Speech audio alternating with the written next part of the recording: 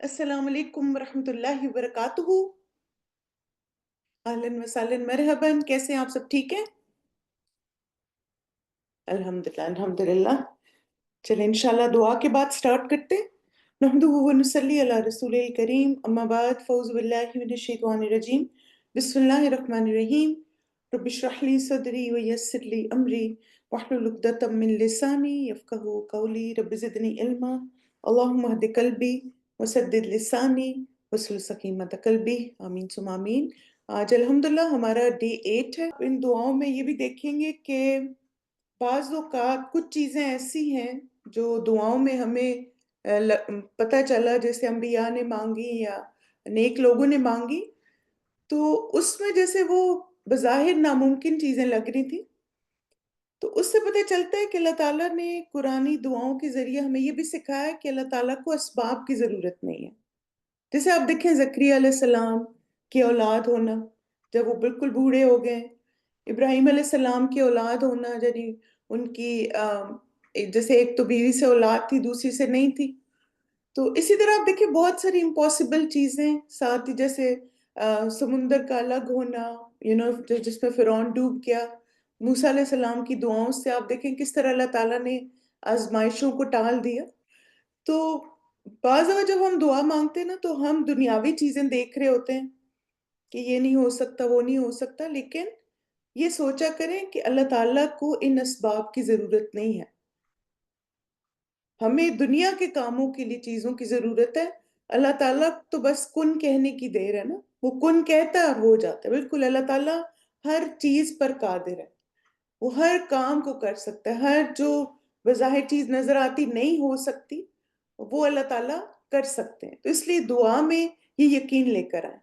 बिल्कुल, इंसान अपनी लिमिट्स के मुताबिक सोचता है, बिल्कुल। तो अल्लाह सुब्हानहू व तआला हमारी दुआओं में यकीन की कैफ़ियत को मज़बूत करें, आमीन। आज की दुआ इंशाल्लाह सूरह अल-बकरा की आयत 201 है, और इसमें जैसे 2 आयत आपस में इंटरलिंक्ड है। अगर से ये सारी आयत हज के फरीज़े के मुतालिक है, लेकिन जो हमारी दुआ 201 में है, उससे पहले वाली आयत को देखते हैं कि वो दोनों डायरेक्टली लिंक्ड हैं। आयत 200 में अल्लाह सुब्हानहू व तआला फरमाते हैं, फ़इज़ा क़ज़य्तुम मनासिककुम फ़ज़्कुरुल्लाह कज़िक्रिकुम आबाअकुम, कि जब तुम हज के मनासिक पूरे कर लो।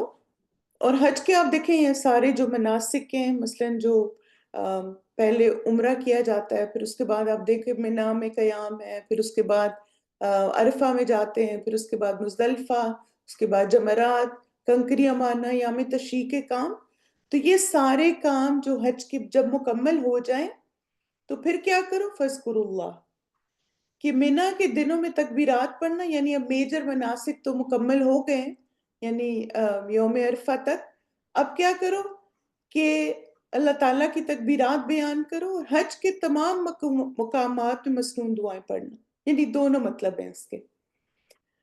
तो अल्लाह सुब्हानहू व तआला फरमाते हैं कि जब तुम ये इबादत मुकम्मल कर लो, तो अल्लाह को इस तरह याद करो जिससे अपने बाप दादा को याद करते थे, बल्कि इससे भी ज्यादा याद करना। जैसे आप देखिए अरबों का ये कल्चर था ना, कि जैसे जब भी कुछ होता था, गैदरिंग्स होती थी, तो उसमें वो फिर यू नो मुख्तलिफ ऐसे पोएम्स और ऐसी चीज़ें करते थे, जिसमें वो अपने कबीले के और अपने आबा अजदाद के किस्से बताते थे, अपनी शान ज़ाहिर करने के लिए, हम कितनी अज़ीम कौम है और इस तरह की बातें। तो अल्लाह सुब्हानहू व तआला कहते हैं कि ये सारी जो तुमने इबादत की हज के मौके पे, इसका सबका क्रेडिट अल्लाह ताला को जाता है, यानी अल्लाह की तौफीक हुई तो तुम ये करने के काबिल हुए। तो अब इस मौके पे तुम्हें यानी इधर-उधर की दुनियावी बातें नहीं करनी, बल्कि अल्लाह ताला का ज़िक्र करना।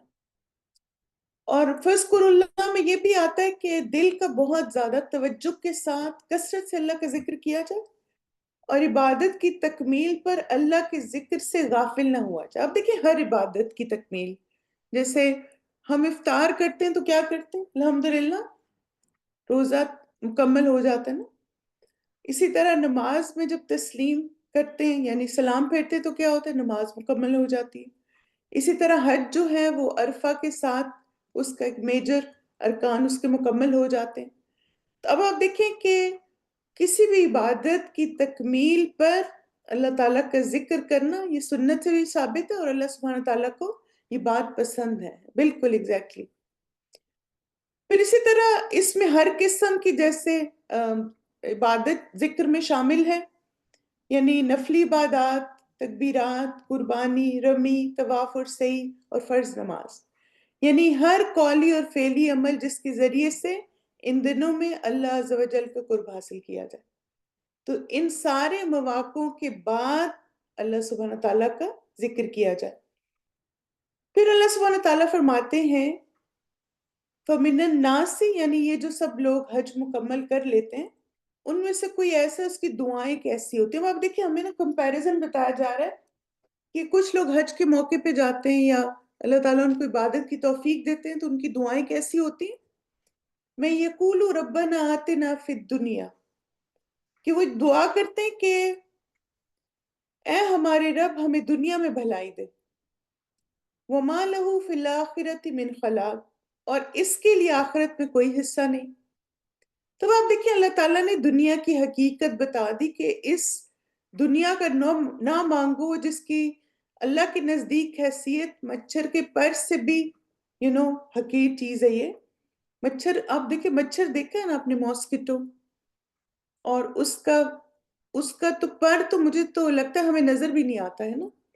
کچھ مچھر ہوتے ہیں جیسے یہاں پہ ایک مچھر ہوتا ہے اس کو کہتے ہیں ڈیڈی لانگ لیگز، تو وہ تھوڑا سا بڑا سا ہوتا ہے تو پتہ چلتا ہے، ورنہ جو عام مچھر ہے آپ دیکھیں اس کا تو پر بھی نظر نہیں آتا۔ تو یہ مثال اللہ تعالیٰ نے دی ہے کہ دنیا کی یہ حیثیت ہے اللہ کے سامنے۔ رسول اللہ صلی اللہ علیہ وسلم نے فرمایا اگر اللہ کے ہاں دنیا کی قدر و قیمت مچھر کے پر کے برابر بھی ہوتی تو وہ اس میں سے کافر کو پانی کا ایک گھونٹ بھی نہ پلاتا۔ یعنی یہ ہماری ٹیسٹ کی جگہ ہے، یہاں پہ ریسٹ نہیں کرنا، ٹھیک ہے، ٹیسٹ کی جگہ پہ ریسٹ نہیں کرنا چاہیے۔ اسی طرح دنیا قلیل ہے، رسول اللہ صلی اللہ علیہ وسلم نے فرمایا اللہ کی قسم دنیا آخرت کے مقابلے میں اس طرح ہے جس طرح تم میں سے کوئی آدمی اپنی انگلی اس دریا میں ڈال دے۔ تو جو اس حدیث کے راوی ہیں یحییٰ نے شہادت کی انگلی کی طرف اشارہ کیا، پھر اس انگلی کو نکال کر دیکھے کہ اس میں کیا لگتا ہے۔ یعنی آپ دیکھیں پانی میں انگلی ڈبو کے نکالیں تو کیا ہوتا ہے، یعنی ایک قطرہ بھی لگتا ہے، ایک دم سے وہ ایواپوریٹ ہو جاتا ہے۔ تو یہ دنیا کی حیثیت ہے۔ پھر اسی طرح آپ صلی اللہ علیہ وسلم نے یہ بھی فرمایا کہ قلیل دنیا میں سے بھی اب قلیل رہ گئے، یعنی اس دنیا کی جو مدت ہے وہ کم سے کم ہوتی جا رہی ہے۔ رسول اللہ صلی اللہ علیہ وسلم نے فرمایا بلا شبہ اللہ تعالیٰ نے ساری دنیا کو قلیل بنایا ہے، اور اب دنیا کا جو حصہ باقی ہے وہ قلیل میں سے بھی قلیل ہے، اور دنیا میں جو باقی رہ گیا اس کی مثال یہ ہے کہ پانی کا ایک حوض ہو جس کا عمدہ پانی پی لیا گیا ہو اور گدلا پانی باقی رہ گیا۔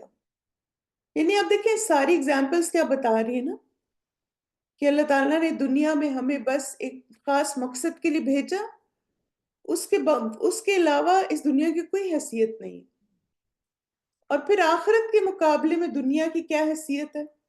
اللہ سبحانہ تعالیٰ فرماتے ہیں کل متاع الدنیا قلیل والآخرۃ خیر لمن اتقی، کہہ دو دنیا کا سامان بہت تھوڑا ہے اور آخرت اس کے لیے بہتر ہے جو تقوی اختیار کرے۔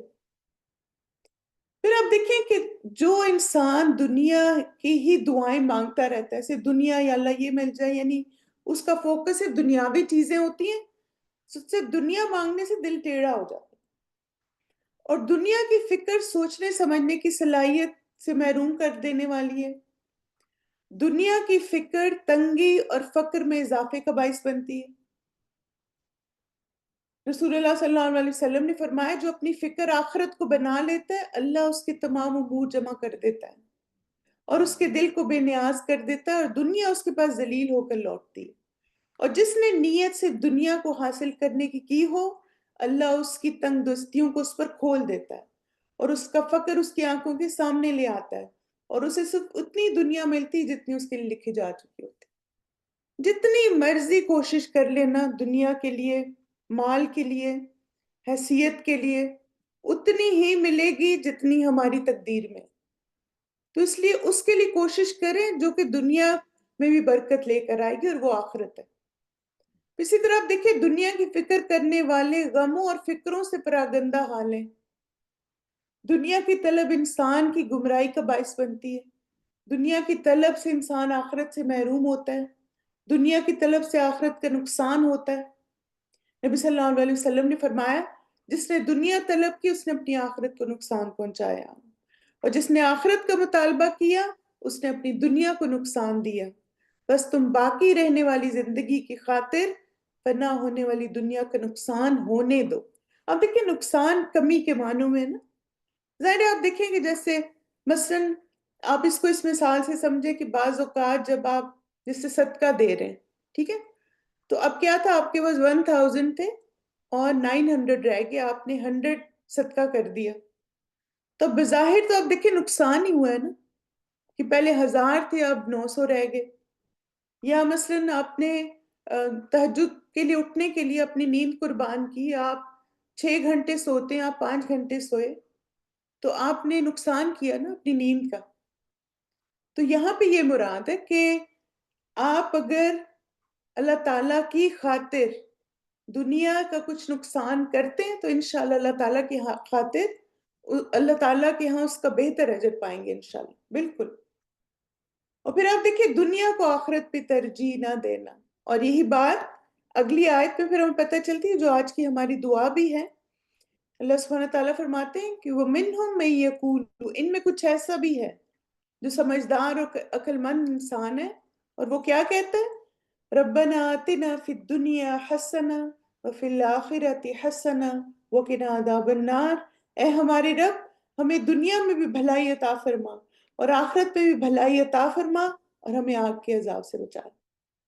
ایک وہ شخص ہے جو صرف دنیا مانگ رہا ہے، یا اللہ یہ مل جائے دنیا میں، یہ بھی مل جائے دنیا میں، وہ مل جائے، اور ایک عقل مند ایمان والا ہے وہ کیا کر رہا ہے، دنیا بھی مانگ رہا ہے، آخرت بھی مانگ رہا ہے، اور آگ کے عذاب سے پناہ بھی مانگ رہا ہے۔ تو یہ ہماری آج کی دعا ہے سورہ البقرہ کی آیت 201۔ تو انشاءاللہ اس دعا کو سنتے ہیں، اور آج کی یہ دعا دین دنیا اور آخرت کی تمام خیر و بھلائیاں مانگنے کی دعا، ٹھیک ہے۔ چلیں انشاءاللہ اس دعا کو سنیے، پھر ہم اپنی اس کی امپورٹنٹ پوائنٹس کو دیکھتے ہیں۔ ربنا آتنا في الدنيا حسنة وفي الآخرة حسنة وقنا عذاب النار. ربنا آتنا في الدنيا حسنة وفي الآخرة حسنة وقنا عذاب النار. ربنا آتنا في الدنيا حسنة وفي الآخرة حسنة وقنا عذاب النار.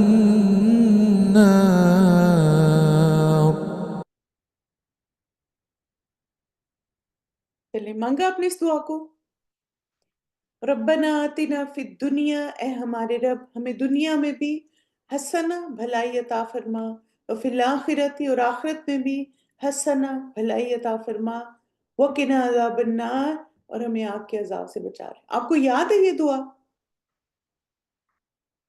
الحمدللہ، اللہ مبارک، اس کو یاد کر لیں کہ بڑی امپورٹنٹ دعا ہے یہ۔ اب یہ ہے کہ یہ دعا ہم کن مسائل یا مشکلات کے حل کے لیے مانگیں؟ جب آپ دیکھیں کہ آپ دنیا میں کوئی چیز چاہ رہے ہیں نا، اور آپ کنفیوز ہیں کہ پتہ نہیں مجھے یہ لینی چاہیے نہیں، اور اس کے لیے دعا کرنی چاہیے نہیں، ہوتا ہے نا بہت دفعہ، ہمیں کئی دفعہ لگتا ہے یہ فضول خرچی تو نہیں ہو رہی، یہ مال کا ضیاع تو نہیں ہے، پتہ نہیں کرنا چاہیے یا نہیں۔ تو ایسی صورت میں یہ دعا مانگے تو اللہ تعالیٰ آپ کے دل کو گائیڈ کر دیں گے۔ پھر اسی طرح آپ دیکھیں کہ جب آپ کا دل کرے کہ میری جو زندگی ہے، میری ڈومیسٹک لائف، میری گھریلو زندگی پرسکون، خوشحال اور کامیاب ہو، تو پھر یہ دعا مانگے۔ پھر اسی طرح آپ کے پاس دنیا ہو لیکن آپ کا دل کرے آپ کے پاس ہر چیز ہو، آپ کے پاس گھر بھی ہو، آپ کے پاس گاڑی بھی ہو، آپ کے پاس مال بھی ہو، زیور بھی ہو، کپڑے بھی ہوں، اور پھر آپ کو سمجھ نہ آئے کیا کیا مانگوں، تو پھر اللہ تعالیٰ سے سب بھلائیاں مانگیں۔ اور پھر اسی طرح نیت کو خالص کرنے کے لیے دین دنیا اور آخرت سب مل جائے، یعنی یہ دل کرے کہ دنیا میں بھی میں کامیاب ہو جاؤں، اور اللہ مجھے دین میں بھی کامیاب کرے اور مجھے آخرت میں بھی کامیاب کرے، تو پھر یہ دعا مانگے۔ اور یہ دعا کیا ہے؟ ربنا آتنا فی الدنیا حسنہ وفی الآخرۃ حسنہ وقنا عذاب النار۔ اس دعا میں ہم اللہ تعالیٰ سے دنیا اور آخرت کی بھلائیوں کی دعا مانگ رہے ہیں۔ حسنہ کا لفظ بڑا امپورٹنٹ ہے۔ پہلا حصہ ہے دعا کا، ربنا آتنا فی الدنیا حسنہ، اے ہمارے رب ہمیں دنیا میں بھی بھلائی عطا فرما۔ دنیا کی بھلائیاں کون سی ہیں جو آپ اس دعا میں مانگ رہے ہیں؟ کوئکس اپنے پاس لکھتے جائیں تاکہ آپ کو سمجھ آئے کہ یہ دعا کتنی امپورٹنٹ ہے، اور مجھے تو پتہ ہی نہیں تھا کہ حسنات میں یہ سب چیزیں شامل ہیں۔ پہلی چیز ہے خوشگوار، وسیع اور حلال رزق۔ دنیا کی بھلائی سے مراد کیا ہے کہ اللہ تعالیٰ آپ کو رزق میں وسعت بھی دے اور حلال رزق ہو۔ پھر نیک زوج بھی اس میں شامل ہے، یعنی دنیا کی حسنات میں کیا ہے کہ یعنی نیک شوہر ہو، نیک بیوی ہو، نیک اولاد بھی مراد ہے اس میں۔ یعنی آپ اگر جیسے آپ کے پاس آپ کی اولاد نہیں ہے یا ہے اور آپ چاہتے کہ اللہ تعالیٰ اس کو آپ کے لیے خیر و برکت کا سبب بنائے، نیک صالح بنا دے، تو یہ دعا مانگیں۔ پھر آرام اور راحت یعنی پرسکون زندگی، وہ بھی حسنات مراد ہے۔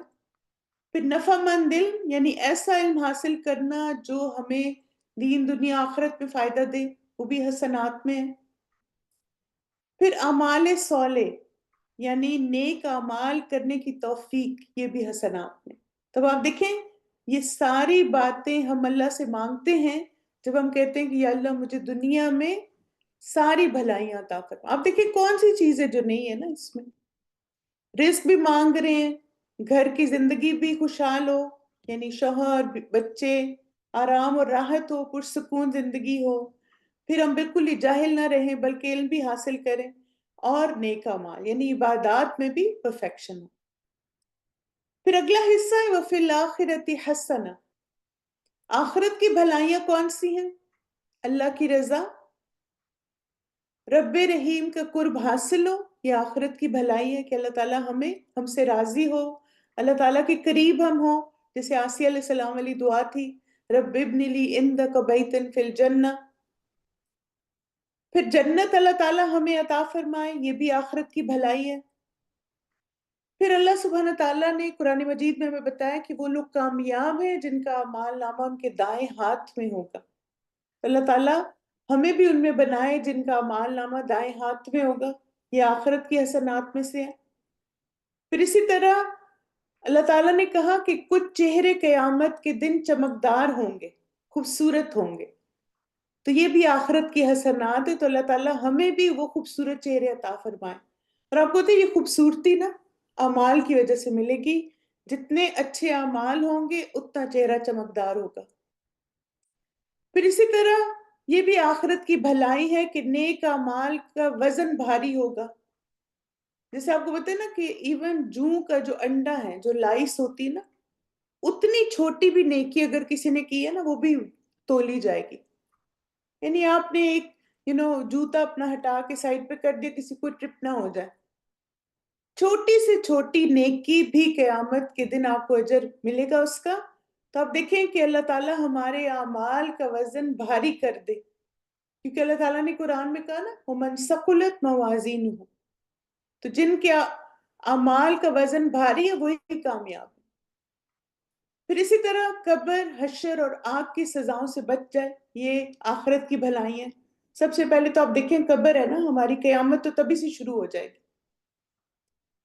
پھر نبی صلی اللہ علیہ وسلم کی شفاعت ہمیں نصیب ہو، تب آپ دیکھیں کہ جب آپ کہہ رہے ہیں نا وَفِي الْآخِرَةِ حَسَنَةٌ، تو آپ یہ ساری چیزیں، اور یعنی آپ بہت ساری چیزیں تو اس میں مینشن بھی نہیں کی گئی، لیکن آپ کو آئیڈیا ہوگا کہ کیا کیا خیر و بھلائی ہے جو قیامت کے دن اللہ تعالیٰ دیں گے۔ جیسے اللہ کا دیدار ہے، پھر آپ دیکھیں جنت کے درجات ہیں، پھر اپنی فیملی میں جو نیک لوگ ہیں ان کے ساتھ مل جانا ہے، یہ ساری بھلائیاں ہیں جو ہم فی الآخرۃ حسنہ میں مانگ رہے ہیں۔ اور پھر تیسری چیز وَقِنَا عَذَابَ النَّارِ، یہ اللہ میں آگ کے عذاب سے پناہ دے، یعنی ان اعمال سے حفاظت جو آگ میں داخل ہونے کا موجب ہے، یعنی ایسے اعمال جو کہ اگر ہم کر لیں تو پھر سیدھے آگ میں جائیں گے۔ جیسے خاص طور پہ آپ دیکھیں شرک ہے، کبیرہ گناہ ہے، تو اللہ تعالیٰ ہمیں ان سے محفوظ رکھے۔ اور دوسرا ان گناہوں کی مغفرت جو آگ میں داخلے کا موجب ہے، ٹھیک ہے۔ تو یعنی دو چیزیں ہم مانگ رہے ہیں وقنا عذاب النار میں. ایک تو اللہ تعالیٰ ہمیں ایسے اعمال سے دور رکھے جس کی وجہ سے ہم آگ میں جا سکتے ہیں، اور اگر ہم آلریڈی ایسے اعمال کر چکے ہیں، اپنے پاسٹ میں ایسے کبیرہ گناہ کر چکے ہیں، تو اللہ تعالیٰ ہمیں معاف کر دے اور ہمیں آگ سے بچا لے. آمین. ربنا آتنا فی الدنیا حسنہ وفی الآخرۃ حسنہ وقنا عذاب النار. اب دیکھیں اس دعا کی اہمیت بہت زیادہ ہے، اور آپ نے اب یہ ساری باتیں پڑھی تو آپ کو احساس ہوا ہوگا نا کہ کتنی امپورٹنٹ دعا ہے. اس کے بارے میں کہتے ہیں کہ نبی صلی اللہ علیہ وسلم کی اکثر مانگی جانے والی دعا ہے یہ. نبی صلی اللہ علیہ وسلم یعنی یہ صحابہ قتادہ، انہوں نے انس سے پوچھا کہ نبی صلی اللہ علیہ وسلم کون سی دعا کثرت سے مانگا کرتے تھے. انس رضی اللہ عنہ نے کہا کہ آپ صلی اللہ علیہ وسلم کثرت سے جو دعا مانگا کرتے تھے وہ یہ تھی: اللہم آتنا فی الدنیا حسنہ وفی الآخرۃ حسنہ وقنا عذاب النار. انس رضی اللہ عنہ کہتے جب کوئی ایک دعا مانگنا چاہتے تو یہی دعا مانگتے، اور جب بڑی دعا مانگنا چاہتے تو اس میں بھی یہ دعا مانگتے تھے. یعنی آپ دیکھیں اس سے کیا پتہ چلتا ہے نبی صلی اللہ علیہ وسلم کے عمل سے، کہ بعض دفعہ ہوتا ہے نا ٹائم بہت شارٹ ہوتا ہے اور آپ کہتے ہیں ایک دعا کون سی مانگ لوں. آپ فجر سے 2 منٹ پہلے اٹھیں، آنکھ کھلی آپ کی، اور آپ کہتے ہیں اچھا اب جلدی سے کون سی دعا مانگوں، تو یہ مانگ لیں. اور اسی طرح اگر زیادہ وقت ہے تو دعا کا آغاز اس دعا سے کریں، پہلے یہ مانگیں پھر باقی چیزیں مانگیں. ایک اور چھوٹا سا نقطہ اور آپ کو بتا دیتی ہوں کہ جیسے بعض لوگ کنفیوز ہوتے ہیں نا کہ قرآنی دعائیں ہم سجدے میں مانگ سکتے ہیں کہ نہیں.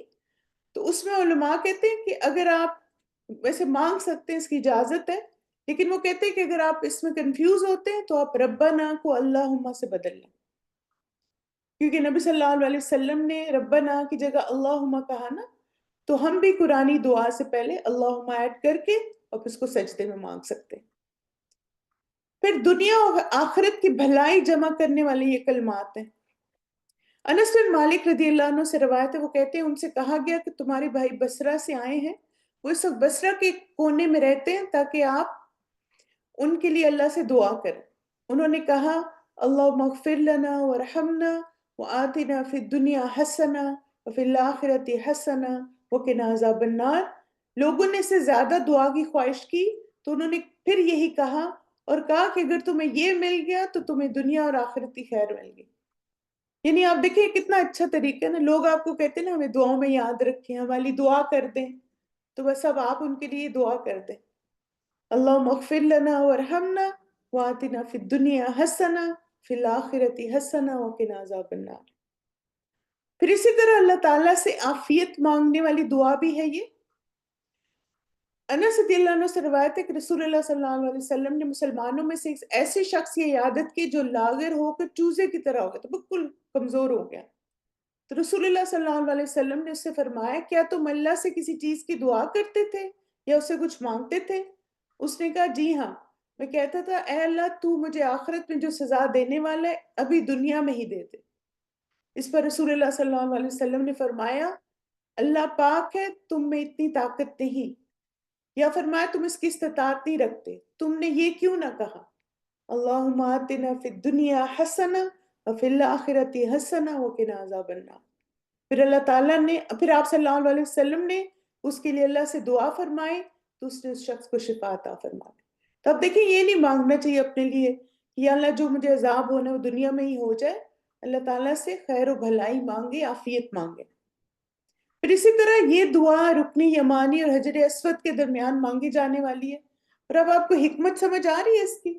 اب آپ دیکھیں بعض دفعہ حج عمرہ ہم کرتے ہیں نا جب، تو بہت تھکے ہوئے ہوتے ہیں، نیند بھی کم ہوتی، خاص طور پہ جو لوگ ویسٹرن کنٹری سے جاتے ہیں، لمبی لمبی فلائٹیں، امیگریشن، بعض دفعہ پورا پورا دن ہمارا گزر جاتا ہے تب کہیں جا کے ہم عمرہ کرنے کے لیے پہنچتے ہیں. تو انسان بعض دفعہ بہت ساری دعائیں نہیں مانگ پاتا وہاں، اس کو یاد بھی نہیں رہتا. تب آپ دیکھیں الحمدللہ آپ یہ تسلی رکھیں کہ اگر آپ نے ایک جو کعبے کا آخری کارنر ہوتا ہے 4th والا، اس میں اگر آپ نے یہ دعا مانگ لی تو آپ سوچیں سب کچھ مانگ لیا الحمدللہ.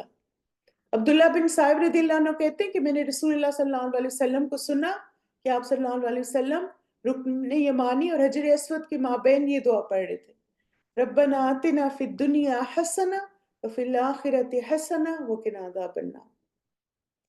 پھر اب دیکھیں جو یہ دعا مانگتا ہے، اگلی آیت میں اللہ سبحانہ تعالیٰ نے فرمایا اولئک لہم نصیب مما کسبوا واللہ سریع الحساب، یہی وہ لوگ ہیں جن کے لیے حصہ ہے اس میں سے جو انہوں نے کمایا، یعنی جو صرف دنیا کی دعائیں مانگتا رہے اس کو خالی دنیا ہی ملے گی، اور جو دنیا اور آخرت کی مانگے گا اس کو وہ ملے گا، اور اللہ بہت جلد حساب لینے والا ہے۔ اس دعا میں ہمارے لیے کیا سبق ہے؟ اللہ سے دنیا کے لیے دعا مانگنا جائز ہے، یعنی آپ دیکھیں آپ کبھی گلٹی فیل نہ کریں کہ اچھا میں یہ دعا مانگوں گی یا اللہ مجھے یہ زیور مل جائے، میں نے یہ سوٹ لینا ہے یا میں نے آئی فون لینا ہے یا کمپیوٹر لینا ہے، تو دنیا کی کسی بھی چیز کے لیے دعا مانگنا جائز ہے، بس اس دعا کو پہلے مانگیں پھر اپنی دنیاوی دعائیں مانگیں۔ دنیا نہ ملے تو اسی میں ہمارے لیے خیر ہے، یعنی آپ نے دعا مانگی وہ نہیں ملی چیز تو کہیں کہ اسی میں خیر ہوگی، اللہ تعالیٰ نے آخرت میں بہتر دینا ہوگا۔ ایمان والا دنیا کے ساتھ آخرت بھی مانگتا ہے، دین اور دنیا کے معاملات میں آخرت کو سامنے رکھے۔ یہ دعا ہمیں یہ بھی سکھاتی ہے کہ ہمارا ہر عمل آخرت کے لیے ہونا چاہیے، ہمارا اصل مقصد دنیا کے ذریعے آخرت کو بہترین بنانا، کیونکہ ہم حسنات مانگ رہے ہیں نا، دنیا بھی حسنہ دے دیں یا اللہ اور آخرت میں بھی حسنہ دے دیں۔ اور پھر ایمان والا جہنم کے عذاب کو ہمیشہ یاد رکھتا ہے اور اس سے پناہ مانگتا ہے، یعنی اس کا گول کیا ہوتا ہے کہ زندگی میں ایسے کام کرے جس کی وجہ سے جہنم سے آزاد ہو جائے، اور جو اس سے گناہ ہو چکے ہیں اس پہ ایسی مغفرت طلب کرے کہ گناہوں سے پاک اپنے رب کے سامنے جائے۔ اللہ تعالی ہم سب کو جہنم سے محفوظ رکھے اور ہمارے گناہوں کو معاف کر دے، آمین۔ یہ دعا کب مانگیں؟ ہر دعا کو مانگنے سے پہلے یہ دعا مانگیں، ٹھیک ہے؟ جیسے نا مجھے یاد ہے کہ ایک دفعہ ڈاکٹر ادریس کا لیکچر تھا تو ان سے کسی نے پوچھا نا کہ دعا کیسے مانگیں، تو انہوں نے کہا اللہ کی حمد و ثنا کریں، اس کے بعد نبی صلی اللہ علیہ وسلم پر درود شریف بھیجیں، پھر ربنا آتنا فی الدنیا حسنہ وفی الآخرۃ حسنہ وقنا عذاب النار، پھر جو مرضی مانگیں۔ تو مجھے یہ اتنا اچھا لگا نا اس وقت جو سر نے یہ سکھائی تھی بات، کہ میں ہمیشہ اسی طرح کیا، پھر بالکل درود کے بعد یہ دعا پڑھیں اور پھر اس کے بعد جو مرضی دنیاوی چیزیں مانگ لیں، بچوں کے لیے دعائیں مانگ لیں، ویسے تو اس دعا میں سبھی کچھ آ جاتا ہے۔ پھر اسی طرح آپ دیکھیں خوشگوار وسیع اور حلال رزق کے لیے کہ اللہ سبحانہ تعالیٰ ہمیں رزق میں بھی وسعت دے اور ہمیں خوشگوار زندگی گزارے، پرسکون زندگی گزارے۔ اسی طرح جن کی شادی نہیں ہوئی، بچے نہیں ہیں، آپ بھی یہ دعا مانگ سکتے ہیں نیک زوج اور صالح اولاد کے لیے، بچوں کو کہیں یہ دعا مانگیں اپنے لیے۔ پھر اسی طرح پرسکون زندگی اور نیک اعمال کی توفیق کے لیے بھی دعا مانگیں کہ اللہ تعالیٰ دنیا کی زندگی میں بھی ہمیں سکون دے اور دنیا میں نیک اعمال اخلاص کے ساتھ کرنے کی توفیق دے، یس۔ پھر اسی طرح اللہ تعالیٰ کی رضا اور قرب کے لیے، کیونکہ وہ آخرت کی حسنات میں ہے، تو ہمیں دنیا میں بھی چاہیے اور آخرت میں اپنے رب کی رضا بھی چاہیے، قرب بھی چاہیے، اس کا چہرہ بھی ہمیں دیکھنا ہے انشاءاللہ۔ جنت اور آخرت کی تمام بھلائیوں کے لیے دعا مانگیں، اللہم وفقنا لما تحب و ترضی۔ اور پھر قبولیت کے اوقات میں اور جب بھی دعا مانگیں تو اس دعا کو ضرور اپنی دعا میں شامل کریں، اور آپ دیکھیں کہ خاص طور پہ جیسے تشہد میں ضرور اس دعا کو مانگیں، اور پھر ساتھ ہی آپ دیکھیں اگر آپ جیسے سجدے میں جیسے میں نے آپ کو بتایا اللہم آتنا فی الدنیا، اس طرح آپ مانگ سکتے ہیں، تو اس دعا کو اپنی زندگی میں شامل کریں، آپ دیکھنا ایک بڑا میجر ڈفرنس آپ دیکھیں گے۔ تو چلیں انشاءاللہ اس دعا کو ایک اور دفعہ سنتے ہیں اور پھر اپنے سیشن کو کنکلوڈ کرتے ہیں۔ ربنا آتنا في الدنيا حسنة وفي الآخرة حسنة وقنا عذاب النار. ربنا آتنا في الدنيا حسنة وفي الآخرة حسنة وقنا عذاب النار. ربنا آتنا في الدنيا حسنة وفي الآخرة حسنة وقنا عذاب النار.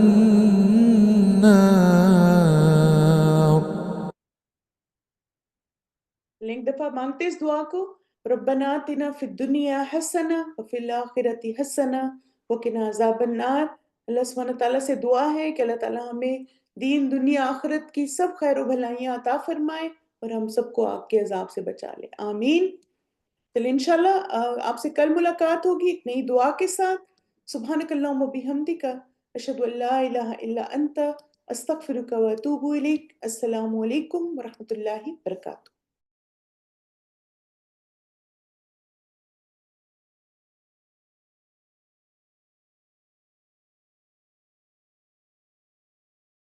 سبحانك اللهم وبحمدك أشهد أن لا إله إلا أنت أستغفرك وأتوب إليك.